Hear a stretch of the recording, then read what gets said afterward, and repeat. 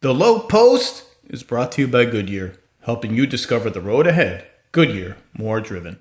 How does 25-year-old two-time MVP Giannis Antetokounmpo get drafted 15th overall in a weak draft class? Our own Adrian Wojnarowski investigates the twists and turns that led to a franchise and league-altering selection way back in 2013. A three-part series that tells this unique story, including interviews with individuals close to the process, as well as a one-on-one sit-down with Giannis himself. Check out the Woj Pod special, The Giannis Draft, wherever you find your podcasts. And now, the Lowe Post. Welcome to a late night edition of the Lowe Post podcast. And in fact, what will effectively be part one of a two-part Lowe Post Hoop Collective free agency draft trade bonanza orgy recap show or something with Brian Windhorst. And I'm joined by, in his closet, Brian Windhorst. How are you? This is my podcast studio, Zach. It may have been a closet at one time, but it is now a podcast studio. Sure. Trades have been allowed, wink, wink, for 9.5 hours. And so far, Chris Paul got traded to Phoenix. Dennis Schroeder got traded to the Lakers. We may not even talk about Dennis Schroeder getting traded to the Lakers.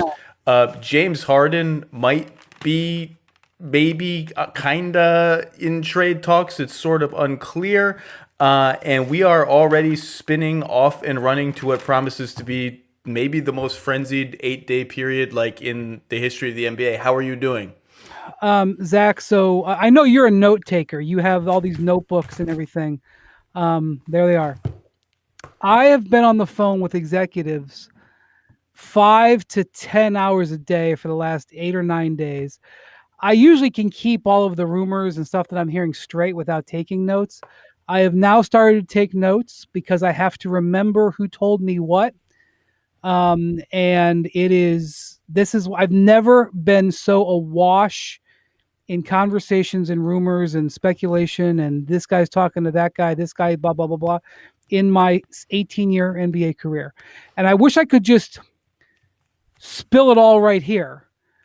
I can't because there would be damage that would be done, but I've never had more stuff. I don't know how you feel about that. Well, I always have Google spreadsheets where I track, all my notes and stuff like that. But it also probably a lot of the stuff is like 80% true or 60% true or 90% true. Some of it is 100% true. So it's hard to. I've only written one story, and that was last week when I wrote about Chris Paul potentially being a Sun. So I feel okay about so far, I feel okay about my batting average, but I'm trying to keep it high.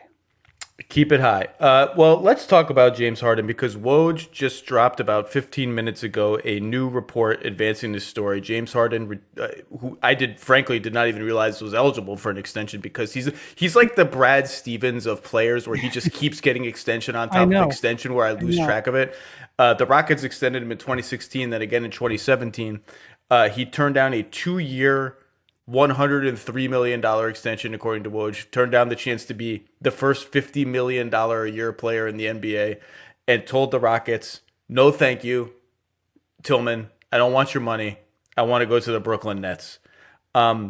This is, I guess it's not surprising. James Harden's going to make a huge amount of money no matter where he goes, barring some sort of traumatic injury. So, I'll just put it to you this way.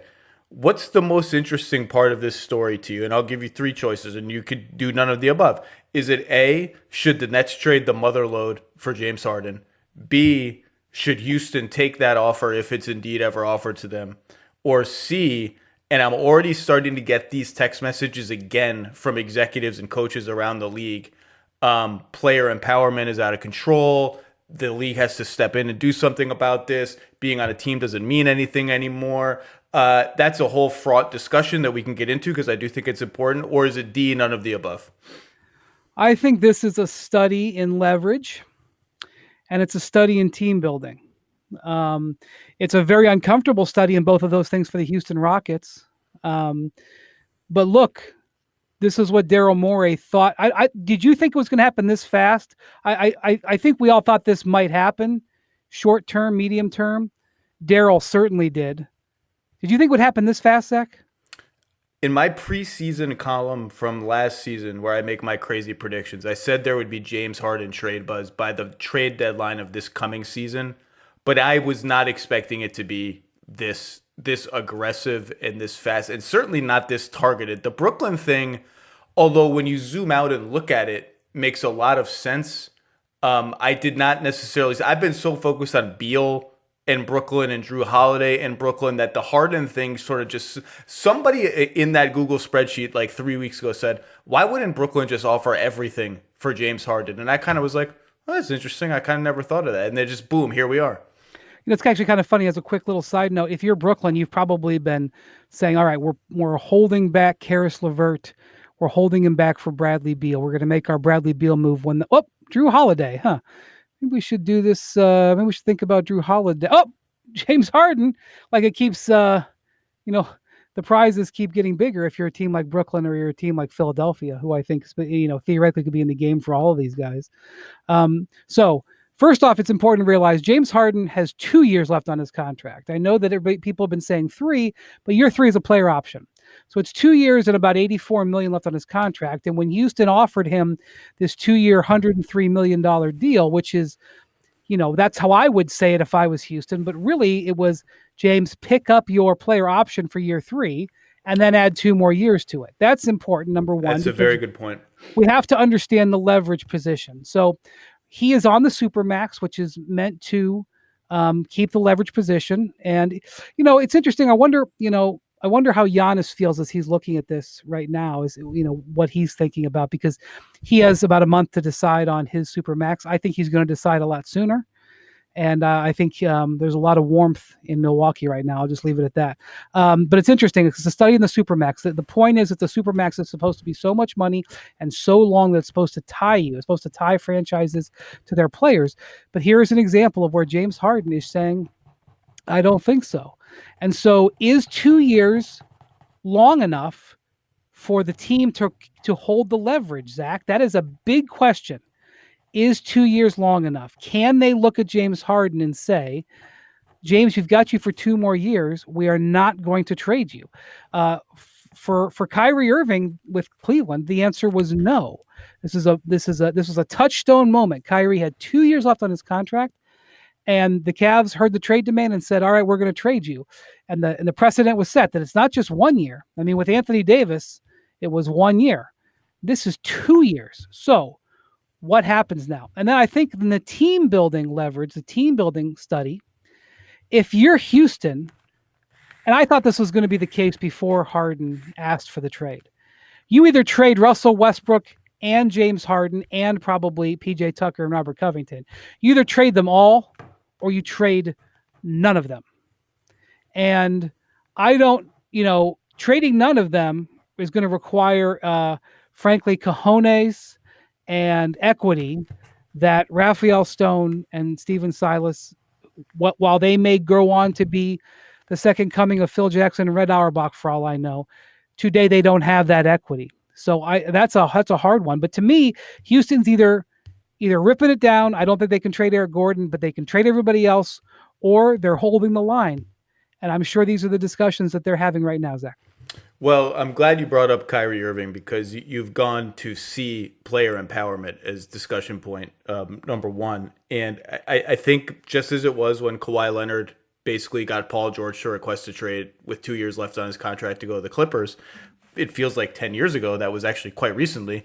But the team was the team wasn't necessarily against that. No, they were not. And the Thunder, and I think that's part of the point. So my thing with the trade demands or the trade requests, and by the way, we can't even say that Harden has done that here. Can we? I don't even know, because you can get fined for that. It's not 100% clear. There's a whole game of semantics just about that. But the whole pushing out of a situation after signing a contract in that situation, it strikes some people as unsavory. And I wrote a big column about this after the Kawhi PG thing.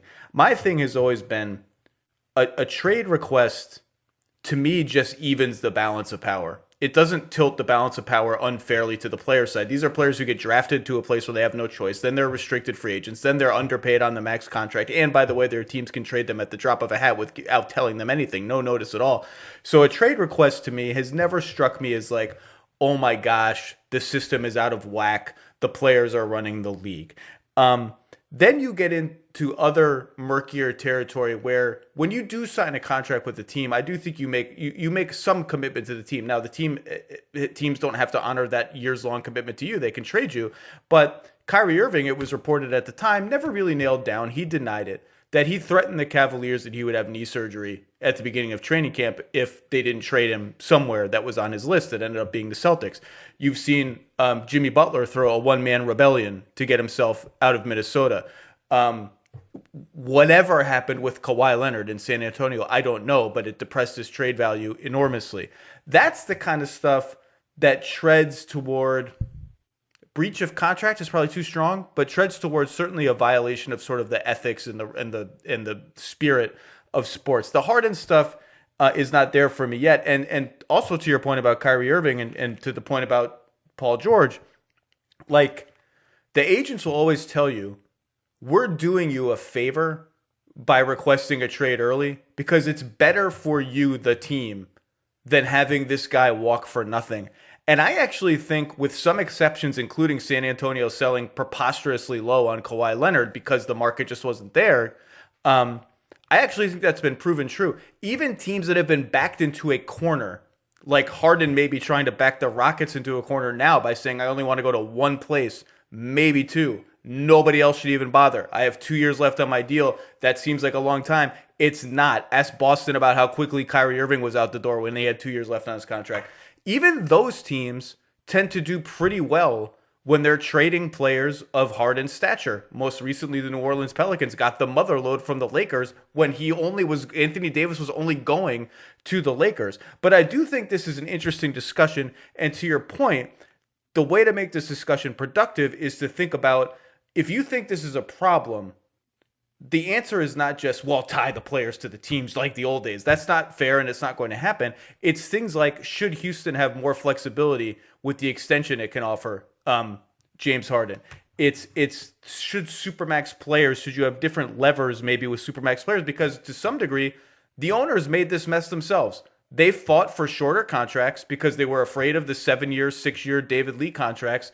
They wanted to save themselves from themselves. And this David is Lee just took a bullet, man. Jeez, well, David Lee. They wanted to save themselves from themselves, and this is partly what they have wrought. They have wrought this culture of short-term churn. So look, Ricky Rubio signed a 3-year contract, probably bought a beautiful home in Phoenix, said this is going to be my team, and the Suns said you're being sent to Oklahoma City, maybe traded again. Danny Green signed a 2-year deal in Los Angeles. I know he got a ring, but he's been sent packing. As you said, it balances the power. I mean, the reality is, especially in the entertainment business, or whether you are the absolute top end of any rare profession, be it a plastic surgeon, a neurosurgeon, or a high-powered lawyer, the contract is over when the talent says it's over. We see this in the entertainment world all of the time. And it's just the reality of it. Now Houston has to deal with it. Now, in the post-mortem, when this is all over, we can say how much Houston contributed with some of the decisions that were made. But there is always the Kobe method, which is the Lakers told Kobe no. Now they had talks. The famous thing where he thought he was a Chicago Bull. They talked to people. I think he talked to the Pistons maybe too. There's been good stories over the years about how close Dr. Buss was actually to trading Kobe. But basically they told Kobe, training camp starts September 29th. We'll see you there. And, it worked with Dwight Howard too. Although ultimately Dwight Howard left. Dwight Howard asked for the trade, and the Magic said, no, we're not going to trade you. And he ended up doing a 1-year extension, picked up his option. He got traded anyway, but it has worked the other direction where they just say no. So that is an option here. The Rockets could just say no. And James Harden then has another set of options. He could basically stop playing. And that's the scenario right there that I could tell you begins to take me into territory. And look, the Rockets can fine him. They never will, because unless it's really ugly and the bridges just burn. He because can come to the games. He just can go on a strike. That's the situation that I know the league is not for Harden specifically, just in general, when they start talking about player empowerment and sort of like, what's the end game? What's the extreme? That's the kind of scenario that worries them. A player of Zion Williams' skill set taking the qualifying offer if he wants to get out of New Orleans, let's say, and that's not going to happen. I'm just making that up because the qualifying offers are so high. That's the kind of thing that gives them some pause. We're far from that territory here. I think James loves to play. He's an absolute Iron Man. If Houston keeps him, James is going to come play. Yeah, I mean, the interesting thing here in this game of chess is, so look, Houston lost their GM, lost their coach, talked to some high-profile coaches, ended up hiring a first-time head coach, a guy that I've known for 17 years. I'm not going to say a bad word about Stephen Silas. I think he has a great chance to be a coach in the league, but clearly that wasn't what James Harden wanted to see. James Harden was working out in Southern California with Kevin Durant, and I believe Kyrie. I know for sure Kevin Did James Durant. Harden make it clear what he wanted to see from the Rockets coaching search? I mean, they were in touch. How could they not be in touch? Okay. Coming out of that workout, how long ago? I know you broke the story, but how long ago did you hear James Harden to Brooklyn? How many days ago? Not very many days. Less so than Woj and Ramona, I think. Okay, yeah. I mean, I heard it a number of days ago, and guess who else heard it? Russell Westbrook. And so I think Westbrook, who's kind of the forgotten man here, I think he goes in and is like, you're not asking for a trade. I'm asking for a trade. And so I think in the postmortem, it might have been Harden that moved first. Well, I've heard no traction anywhere for Russell Westbrook right now. No serious traction of any kind. I mean, I'm just going to say something, and this is not my opinion. This is based on my conversations with people all across the league at every level, from owner. You and I have been doing the same thing, calling all these teams like, you want them? You want them? Right. You from want them? Owners down to regional scouts. Okay. Victor Oladipo and Russell Westbrook do not have trade value right now. Part of the reason, it's not that they don't think that they're good players, but it's their contractual situations. One, Oladipo needing an extension or a new contract, and Westbrook having all of this money on his contract. It's not the same. But like Oladipo coming out and saying, I want to stay in Indiana, whether that's true or not, Vic, you're going to have to stay because they couldn't trade you even if they wanted to. I mean, they could trade Russell Westbrook by midnight tonight if they wanted to. They couldn't trade him for value. Right.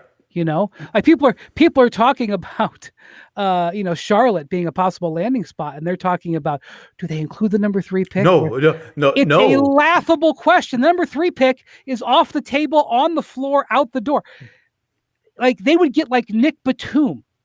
I actually, the value. By the way, I haven't heard that same noise about Charlotte. I mean, I'm sure Charlotte has had a meeting about it. To be clear to the aggregators, I agree. That's been said. I'm just saying, like, people are making up trades. It's like, well, maybe you could get these 6 first-round picks or these 3 all-stars. And I'm like, dudes, there is, like, again, he could be traded. Like, John Wall could be traded tomorrow. It's not about the probably for Russell Westbrook. But that's what I'm saying. Like Blake Griffin, can he be traded? Yeah, maybe for Russell Westbrook. Okay. So my point is the perceived value, not of them as humans, not of them as basketball players, but of the player basketball, the player contract health package. There's just very tepid interest. Let's get back to Harden, because he's I mean, this guy finishes in the top 3 of the MVP race every year. I mean, these guys just don't. This is like, these guys don't become available, except now they do. Kawhi was just available not long ago. So here's the Nets offer. Here's the best Nets offer. No, it's not the best Nets offer. Here's the offer that is a lot that the Nets, I think, would not just say out of hand, we can't do that. LeVert, Allen, Dinwiddie, all three have to be in it. Some salary filler to make the math work, minor salary filler. The 19th pick in this draft, which they have from Philadelphia, I think. I can't even remember anymore. 2022 unprotected. 2024 unprotected. So that's the furthest you go out, 2024. Okay, so there's no 2026, 2027. And if I'm Brooklyn, I make Harden pick up his player option as part of the deal. And I'm not done. And in the in-between years, 2021 and 2023, pick swaps. That's the Brooklyn Boston model. Which was repeated by Oklahoma City. So my question is, so again, I think if these teams ever really engage, I think part of the fight will be Houston will want those unprotected picks to be 2025, 2026 out there because Durant, Harden, Irving will be old. And the Nets have that same downside risk you're talking about, the one that came back to bite them in the ass with the Celtics. And the Nets will probably push to say, no, we want it all sooner. And here are the scenarios. So that offer is where I sort of mentally coalesce 3 firsts, 2 swaps, and those 3 players plus filler. What's Philadelphia's offer? Philadelphia's offer down the line. I don't think it's the offer now, okay? Philadelphia's offer, and that's the pertinent question, because the pertinent question is, should Houston... I don't think there's even been an offer by anybody. No, there hasn't. Okay. There hasn't. Just for the record. Not that I know of. But the question, so that Nets offer, should it ever exist, you obviously have 2 questions. A, should the Nets actually offer that much for James Harden? And B, should the Rockets take that offer? Follow up to B, what's the rival offer? What's the competitive offer? We can get into that, but the most obvious one is Ben Simmons for James Harden, which I do think if Philly senses, okay, we've just reached Simmons and what? Ben Simmons is not an MVP. And nothing. If I'm Philly and nothing. If I'm Philly, if I'm putting more than Ben Simmons is 24 years old, he just made the All-NBA team. You're not getting a better player than Ben Simmons for James Harden, I don't think. Okay. I might maybe a second. Maybe a second. That's it. Okay, done deal. That's what that pushed it over the line. So when you look at a player like Bradley Beal, who may or may not become available in the next 6 months to a year, in my view, Bradley Beal, he's an All-NBA. He was an All-NBA player on my ballot. All-NBA player is an All-Star on my ballot. Wing player. He probably fits how many out of 30 teams right now? How many out of 30 teams could bring in Bradley Beal and he would be a really good fit? 30. Okay. How many teams right now? Forget about, what the compensation have to be. How many teams does James Harden fit in? Where he fits in the way they want to play, where he fits in with their other star players, where he fits in with the philosophy of the organization. How many are we talking about? Less than 30, but more than I think you're implying. I mean, the guy's a top 6 player on earth. I think it's single digits. I mean, in practical terms, sure. Like the Pistons aren't trading for James Harden. I get what you're saying. Do the Pistons want to have a game where James Harden dribbles the ball 22 seconds per possession? Well, this is the question that Brooklyn will have to face: is can he play normal basketball ever again? Has his brain been warped and rewired by the not coddling, but by the fact that the Rockets just let him do whatever he wanted? That he can't even look. If Brooklyn pulls this off, he's going to be the lead ball handler of the Brooklyn Nets. He's going to dribble the ball more than Kyrie Irving and Kevin Durant. He's going to run the most pick and rolls. But when other people get to do stuff, is James Harden eating popcorn in the front row by half court, or is he actively engaged doing stuff on offense? When he runs his pick and rolls, as he's flying off a dribble handoff into a pick and roll, like all that stuff he's done, does he still have it in him? If the answer to that is yes, I actually think the fit on offense is a lot smoother than the jokesters saying, well, are they going to play with 2 basketballs? Blah, blah, blah. Now, is Kyrie Irving going to be happy about that? You're going to have to sell him. It could go badly. Then we can talk about the end game with that down the line. But offensively, they would be an absolute juggernaut. Let me just point something out about Kyrie and James Harden. They were close in their Team USA days, which is years ago, but there is a relationship there. And Durant was with him in Oklahoma City. Kyrie and Harden were very close in their Team USA days. Another Team USA super team possibility. Can I just say something that is ridiculous? They don't. It doesn't remind me of the 2008 Celtics because these guys have all had some drama around them, and obviously no one has ever played basketball like James plays basketball. But there is a certain they all have a little bit of a chip on the shoulder. Like Durant knows nobody counts my Golden State championships. Nobody counts them. Now, will they count these? If they ever, I count them. I think they are. Well, okay, nobody's an exaggeration. You're a very nice person. You count them. I count them too. Reasonable Kevin Durant people. doesn't have to apologize to anybody. Do you weigh them? Do you weigh them? No, absolutely not. Okay. The team that the Warriors, the Cavaliers team that the Warriors beat in 2017 was the best team LeBron James has ever been on. Okay, so nobody was an exaggeration. Well, maybe not the second championship team in Miami, but many people don't. Okay. Kyrie made one of the greatest shots in NBA history. That's LeBron's team. It's always going to be LeBron's championship. And James is just, we're reaching the point where you expect him to go 2 for 11 with 8 turnovers in an elimination game. They all have something to prove.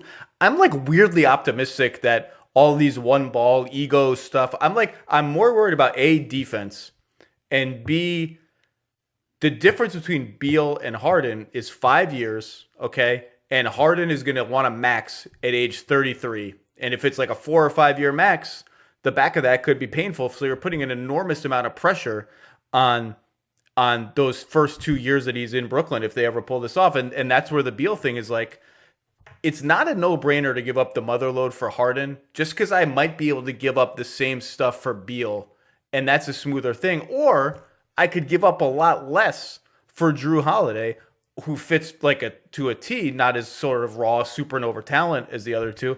The Pelicans are getting screwed by this. This is depressing bidders for them.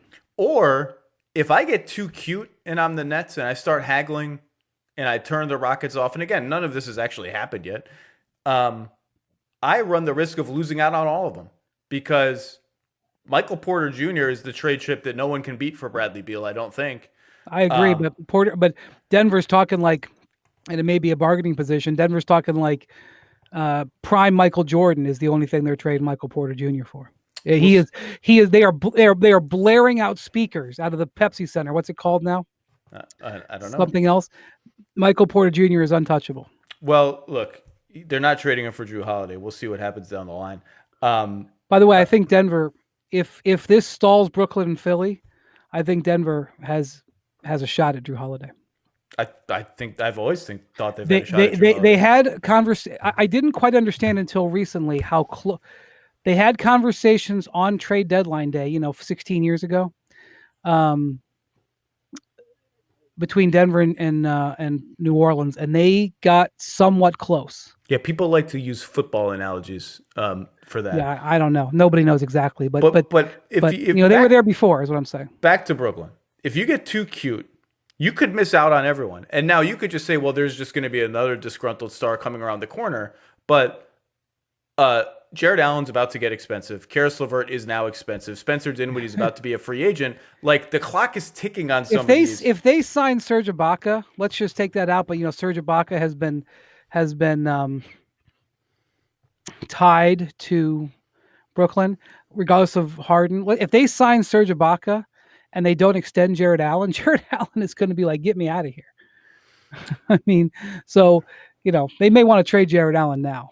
Well, I'm just saying. There is a world where you get too cute and you miss on everyone, which, by the way, maybe that's fine. You still have a really good team. All right, let me just say this.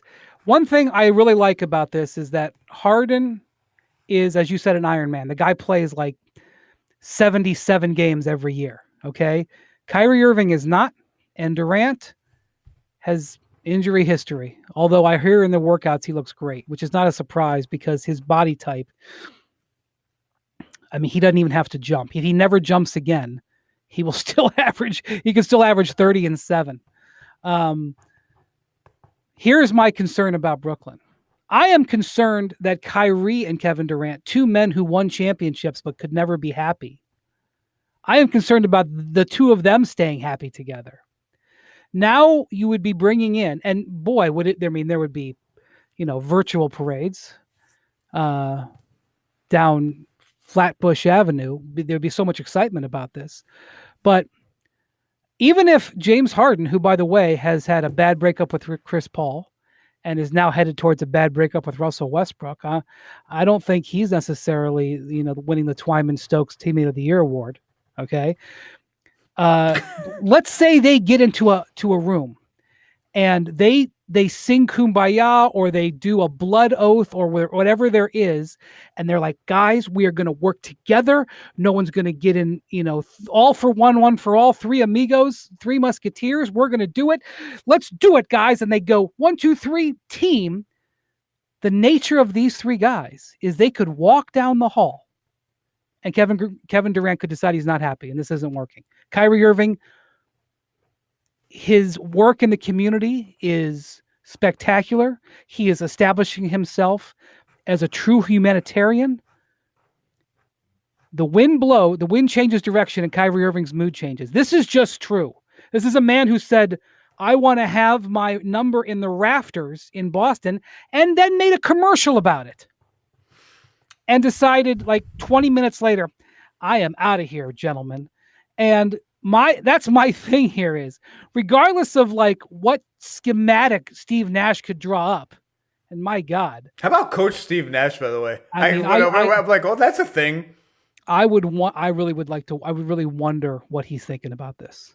So you nailed it with the injury thing. So the big two versus big three thing is just one of these fascinating ongoing debates, and it's a little facile because there's just so many shades of gray. And how, like, what were the Raptors that won? Were they a big one? Did they have 5 really good players? What were they?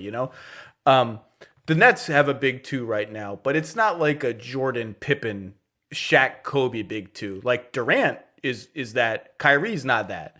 And to me, the ultimate argument that wins a lot of these big two versus big three debates is the insurance against one of the stars getting injured. If you get 3 stars and one of them gets injured at the wrong time in the wrong playoff series, you still have a chance. If you have 2 stars and one of them gets injured at the wrong time in the wrong playoff series, you are done. Much like the Thunder were done the year they traded James Harden and Russell Westbrook ran into Patrick Beverly, or actually Patrick Beverly ran into Russell Westbrook. Meanwhile, the year before, the Miami Heat, you lose Bosch for a series and a half and keep their head above water. So that is ultimately, it's not the trump card in every case because every case is different. But in a case like this, to me, that trumps the concerns you'd have about filling out the roster, about depth, about culture, about fit, all of which are very legitimate. But again, Brooklyn, the longer it goes, the more competition they're going to have. Philly is the obvious one. Do you have any other theoretical Harden trades you like? First off, there's a whole bunch of teams holding their 2021 game plans, waiting for news out of Milwaukee. Okay? That's true. And let me just say that my feelings on this, because I don't want to get in trouble. My feelings on what might happen there have changed in the last 2 months. Okay? And were I teams that were planning on Giannis being available, I might develop my backup plan a little bit quicker. I've given up trying to read the room because okay, fine. I go back and forth. I've settled on, I just don't know. So let me just tell you a team that has assets. They don't really have the pick situation, but they have assets. It's the Miami Heat. To get Harden? They can't make the same offer as Brooklyn. Well, that's interesting because I have referenced this conversation I've had with the GM a bunch of times about like who's the blue chip young player the Rockets could get for James Harden. Because that's when you trade a player of this caliber, that's the first thing you ask for. Who's 25 and under and a legit true blue star, okay? And we crossed off a lot of them because, Harden's 31. He has this idiosyncratic style. You have to be ready to win a title now. And more importantly than that, if you trade everything for James Harden, you have to have a team for James Harden to play with when he gets there, which means you have to have at least one other really good player still there. If you trade everything for him and your team is like James Harden and nothing, he's just going to walk in 2 years. I don't think the Heat would put Bam Adebayo in a James Harden deal. I agree. And so I just don't know, what are they trading then? Anything else? Including Butler? No. Butler and Adebayo are out. Everybody, anything else? I'm not sure I see it then. They have some assets. There's no question they do have some assets, but that's why Simmons. We centered that conversation around Simmons. I mean, the obvious ones are Boston could trade Jaylen Brown, Marcus Smart, and a bunch of picks. Not sure that will ever get in play. No, I'm asking for Jason Tatum. I'm not saying they're giving it. Tatum's a no. Tatum's a no. This is what that conversation is. But Boston's hanging up the phone. No, let's say like if Houston says Adebayo, then you say okay, well, good luck to you. Yeah. If and this is why you don't want to be in this position. This is our friend Bill Simmons. 4 quarters don't make a dollar. What if the Pelicans down the line offered Ingram and a bunch of draft picks, including some of the Lakers draft assets and maybe a couple other nice things? That's kind of interesting. But I don't. The rules on Brandon Ingram being traded. It's very complicated. That's why it has to be down the line. I don't really see that happening. Like the Wolves could offer D'Angelo Russell and the number 1 pick in the draft, whoever they take. Like that's not insane. But it does seem like it better happen fast because people in the number 1 pick. Not everybody feels the same way, and the pick's being made tomorrow. I know you drive the car off the lot. It does feel like it's going to come down to Houston just holds the line, Brooklyn offers enough draft equity, and Ben Simmons. But we'll see. I'm sure Philly would love to get him without trading Ben Simmons or Joel Embiid. I just don't see any plausible way that even if you offered every pick and every swap, I don't really see a workable deal there. This is boy, oh boy. Did we miss anything on Harden you wanted to hit? I mean, Zach, I'm in a disagreement with you about the number of teams that are prepared to have a 31-year-old James Harden define the way they play. You asked me how many he would help or something like that. Okay, well, maybe you can. How many teams want to play? And again, it's not personal. It's never personal with James. It's the way he plays. I just don't think there's going to be that many. Just don't think there's going to be that many. No, almost no matter where he goes, he will have to resume playing basketball and not James ball. And we'll see. I assume that when those guys were working out together in LA and they hatched this plan, or who knows when it was hatched, but when this started rolling, I assume that was discussed. One would hope. Can we turn to Chris Paul now? Yeah. Because Chris Paul, a Hall of Famer, one of the greatest point guards of all time, did just get traded to the Phoenix Suns. 2 years left on his deal, a lot of money, something like $90 million. For 85.5, I think. Oh, thanks. For Kelly Oubre, Ricky Rubio, and a 2022 first-round pick, top 12 protected, I believe. Top 12 first year, top 10 second year, top 8 third year, unprotected year 4. So it's an encumbered pick. It means Phoenix can't trade a pick for a while. So let's just start here.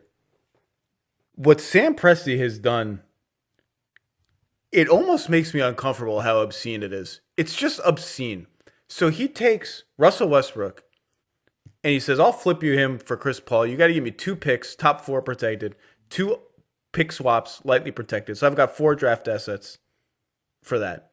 Taking on this untradeable Chris Paul contract. He then flips Chris Paul for another first-round pick.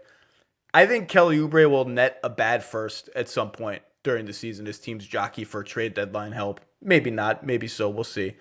It's just obscene. It's not nice. It's obscene. And look, he's doing the process, right? He's just stripping everything to the studs. They still have Shai Gilgeous-Alexander. Steven Adams is still there. I get it. Lou Dort.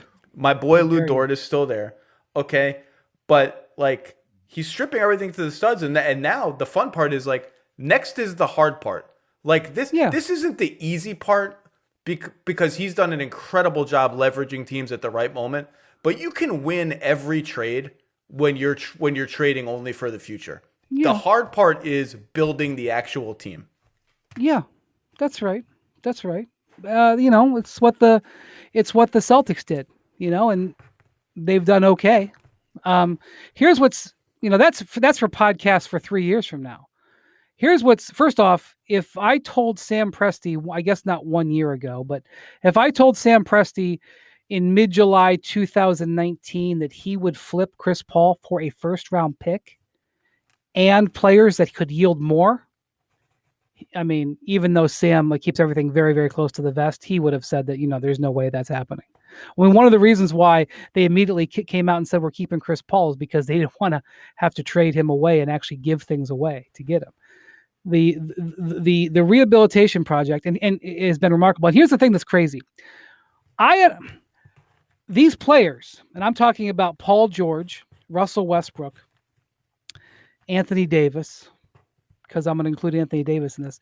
They basically came to their team and said, trade me to this exact one spot. And I pinged the Lakers on this for months because I thought they overpaid for Anthony Davis. I've retired that because winning a championship means never having to say you're sorry. So I take my hat off and say, you have your gold trophy. You never have to say you're sorry. But when there's no market, Zach, the bidding shouldn't be like this. Like if I was Brooklyn, the way this is supposed to work in a free market is Brooklyn says to Houston, the guy wants to come play with us. We'll think about what we're going to give to you. That's why they're going to haggle if it ever gets to it. But the same, Rich Paul basically built a wall, a Stan Van Gundy wall around New Orleans and Los Angeles. He's slapping away Boston. He's slapping away New York, slapping away here. Now, in the Paul George trade, at least the Clippers had the extra reality and incentive that they were also getting Kawhi. So that I'll set that one aside a little bit. But Russell Westbrook said, trade me to Houston Rockets, and they still elicited this. And so this is what's so strange about these types of deals. Chris Paul was not going to go just anywhere. Okay. And they basically empowered Chris Paul, tell us where you'd like to go, and we will try to make a deal. And there were other teams that were interested. Philadelphia was interested. I don't know how seriously they were interested, but they were interested. But basically, Chris Paul was like, "Okay, I want to play in Phoenix." And so again, it's not like Sam Presti. He's like, "Hold on, I got Philly. Hold on, I got Detroit. Hold on, I got Portland." I think the Knicks kicked it around in vague terms. At least. But I'm just saying, nothing. There's serious. Not there. That's what's so remarkable about these trades that are yielding these huge returns is it's a closed market. It's all these teams are bidding against themselves. For Phoenix, the reason I think and the reason I wrote about this trade a week ago is because I was pretty sure it was going to happen. Number one, Devin Booker and Chris Paul decided they wanted to play together. We will see in the future whether that's a good marriage, but there's unquestionably that they decided they wanted to play together. They're represented by the same agency. That played a role, and Sam Presti had given Chris permission to talk to other teams. There was no tampering here. They had given permission. So that's one thing. Second thing is they were able to trade for Chris Paul without giving up their three best players. Arguably, their four best players, but certainly, in my view, their three best players, Devin Booker, DeAndre Ayton, and Bridges, who I think acquitted himself in Orlando as being one of their three best players. Now, Oubre was not in Orlando. There are lots of Oubre fans in Phoenix. That could be debatable. I'm not interested in getting into a debate, but they were able to do that without dramatically hurting themselves. And they have the 10th pick in this draft. Can we just point out for a second that Kelly Oubre made Valley Boys, #Valley Boys, a thing. Then they made a jersey that says the Valley. Then they had Kelly Oubre pose with a horse and a Lamborghini in an old West town to promote the Valley jerseys. And then they traded his ass before he got to wear the Valley jerseys in a single game. It just needs to be said. Again, I mean, it just needs to be said. Well, the marketing department doesn't work in the same room as the basketball operations department. The other thing is that part of this reality, Robert Sarver needs a W. Okay.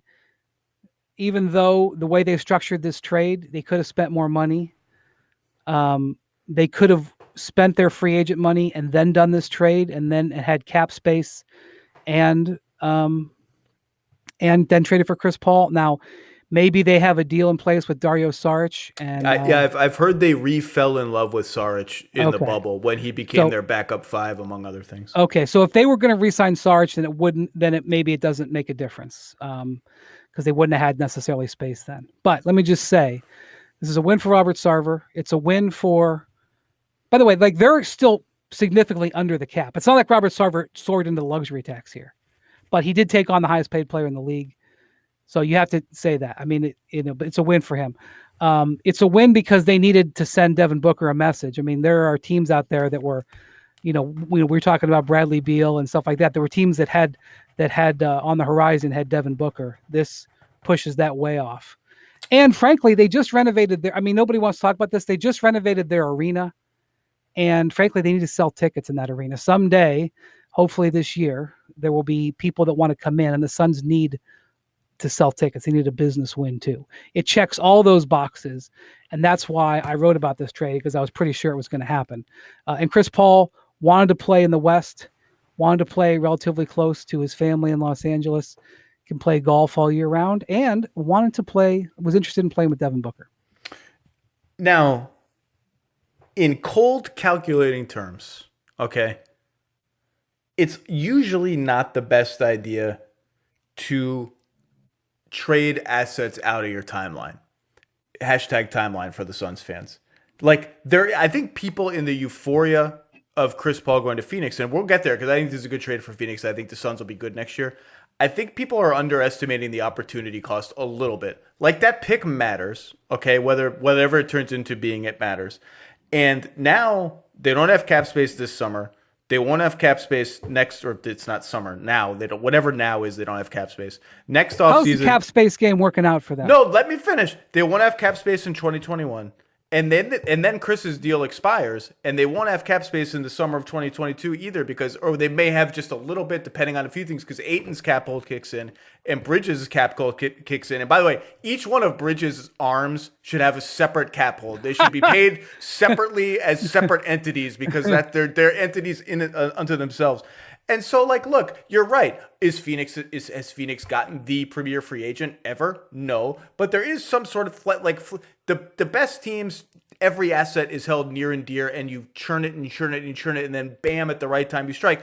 All of that said, Mr. Windhorst, is this a better idea than signing Tyson Chandler to impress LaMarcus Aldridge? Yes, this is a better deal then? All of that said, sometimes it's cool to just have some fun, and Chris Paul is awesome. I think what happened in the bubble was at least 70% real. They got on the easy schedule, they caused some breaks, but they blew the crap out of the easy schedule when it was in front of them. I think they're rising, and I think they're going to make the playoffs next year, which they haven't done for 1 decade. And Chris is a good leader. He'll teach good habits. My concern now is they need to find a few more defenders, I think, to round out everything around Bridges. Now, Ayton made huge strides. Is he really ready to anchor a great defense all on his own? Time will tell. I think they can, if they're using bird rights on Saric, I think they need to aim the mid-level exception at another center, or another 3-and-D guy who can maybe play up at power forward a little easier, like Jay Crowder comes to mind. JaMychal Green comes to mind. If they could steal Jakob Poeltl, I doubt they can get him for that. Those are some of the names that came to mind. But I think this team's going to be good. And they asked me on the jump today, what's their ceiling next year? What would your answers to that question be? 7 or 8 seed? I went higher. Okay. I went 5th or 6th. Now, the ceiling term I take very seriously is everything has to go right for you, and a lot of has to go wrong for a lot of other people.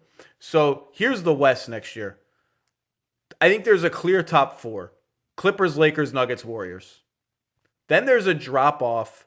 And if you told me, well, Houston is clearly in flux. No one knows what the hell that team's going to be. So let's just throw OKC and Houston are going to be out, probably. Let's just throw them aside. Then there's a little drop-off. And if you told me that one of Utah, Dallas, and the Blazers somehow through injury or just getting into a morass had a slightly disappointing season next year, Porzingis is already missing the start of the season. I wouldn't be shocked. By the way, so is Jaren Jackson, probably. Well, I'm lower on Memphis for next season than most people are anyway, but I'm actually quite bullish on the Blazers with Nurkic back healthy. I think they'll tweak their roster. I think they'll sniff around some interesting stuff. But I don't think it's crazy that the Suns get up to 6th and even contend for 5th if things go right and they shore up their defense. I think this is going to be a good team. I just saw some people saying, well, what is this, just to make 7th or 8th? And I'm like, yeah, it is, because number 1, Devin Booker really wants to make the playoffs. Don't overlook that. Number 2, I encourage anybody out there who sort of passes this off as, oh, I don't know, go to Minnesota. Go to a game in Minnesota. I've been to games in Minnesota recently. Go to games in Sacramento. Go tell me how you think life is there. That's the way it is in Phoenix. Phoenix is a sleeping giant. Sometimes it's nice to have a little fun. They didn't give up anything that cripples you in this trade. Like Rubio wasn't part of the long-term plans. I feel so bad for Ricky Rubio. He's a good player. He's sort of just the transitional player. Yeah. So I think they'll flip. I think. So by the way, they're holding Danny Green, Rubio, and Oubre.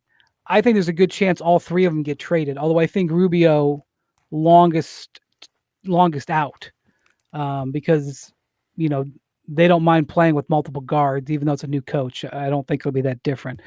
I think that, I've heard people say, well, I don't know what Danny Green's value is. My sense is that Oklahoma City has confidence they can move Danny Green and quickly if they needed to. They don't have to move quickly.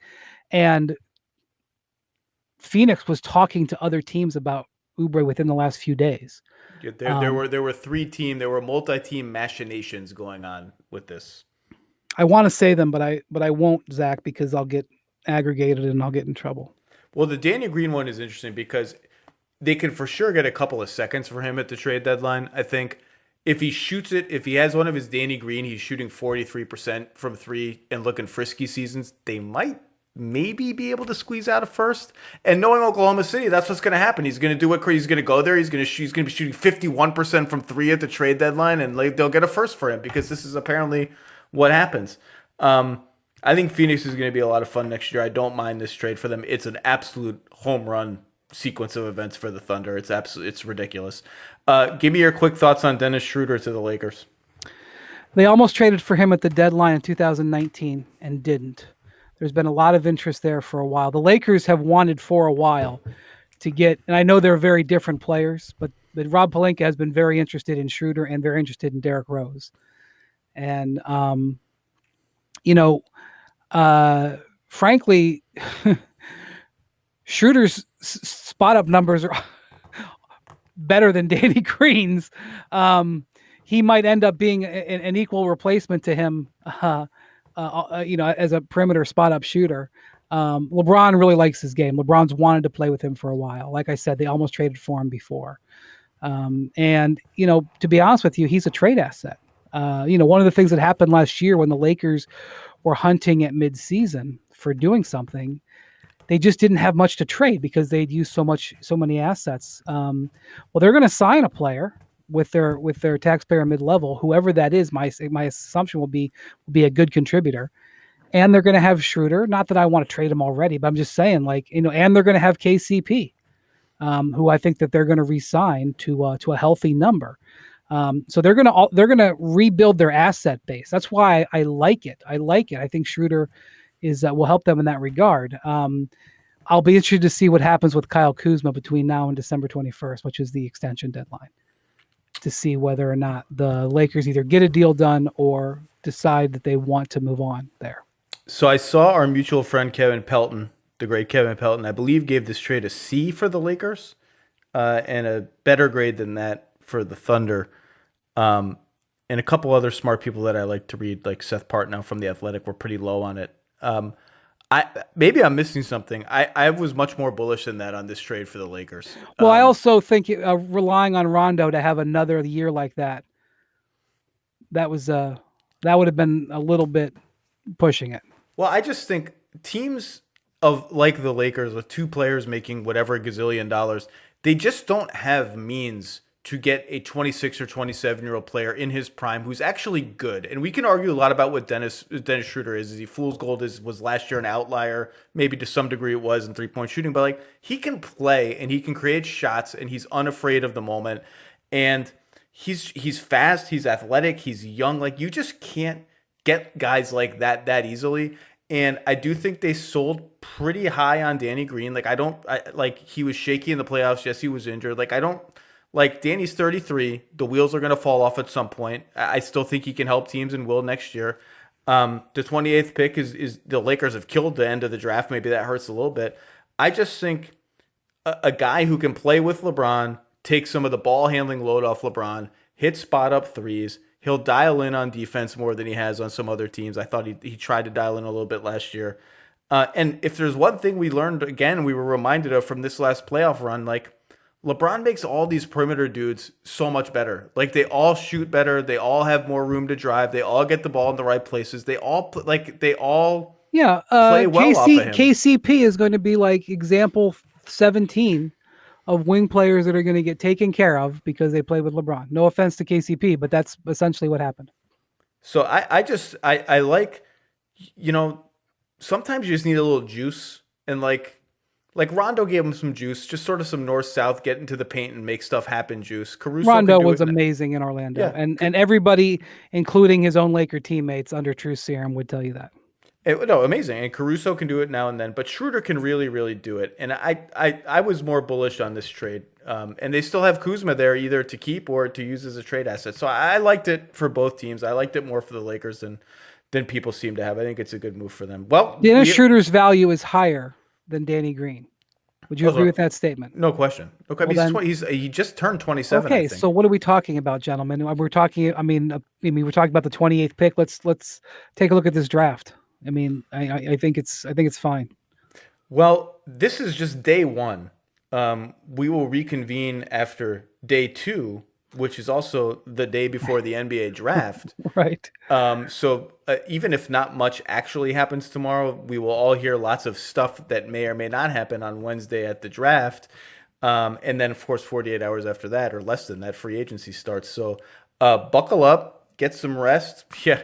And we will reconvene tomorrow night. Brian Windhorst, your work is second to none. You host the Hoop Collective podcast with a rotating cast of characters and curmudgeons. Thank you for a little time, and we'll do it again tomorrow. Thanks, Zach.